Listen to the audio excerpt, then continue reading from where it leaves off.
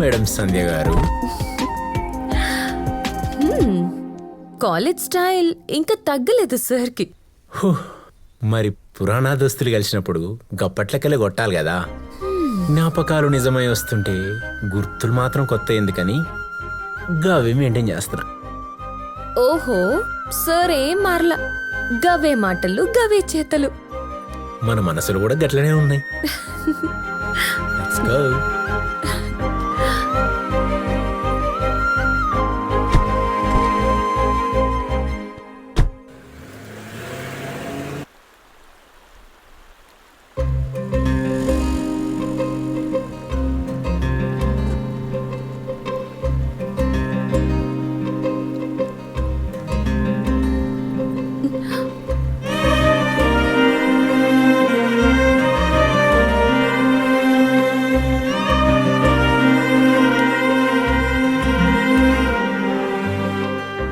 అసలు ఏమైపోయినావు సంధ్య?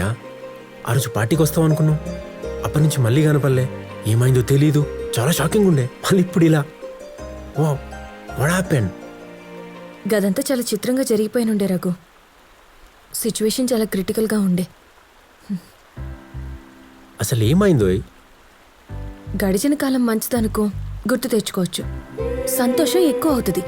గదే చేయడానికో మర్చిపోతేనే మంచిది, లేదంటే కొత్త బాధను సృష్టిస్తుంది. టైం వచ్చినప్పుడు చెప్తలే. హే, లైట్ తీసుకో. అప్పట్లో మన కాలేజీలో ఏంజల్వి కదా, నిజం లెక్కొచ్చి కళ లెక్క మాయమైపోయాను. అందుకోసానికి అడిగినాక అంతే. ఇంతకీ లగం చేసుకున్నావా? లేదు, ఇంట్లో సంబంధాలు చూస్తున్నారు. పెళ్ళైపోయి ఫారెన్ పోయినావు అనుకున్నా. అవ్వకుండా ఇదిగో ఈ ఫారెన్ లో ఉన్నా. What about you? అయింది ఈ మధ్యనే. లవ్ మ్యారేజా? అరేంజ్డే. ఓహ్, అప్పటి నీ లెక్కలు చూసి లవ్ మ్యారేజ్ చేసుకుంటావు అనుకున్నా. Anyway, congrats. థ్యాంక్స్.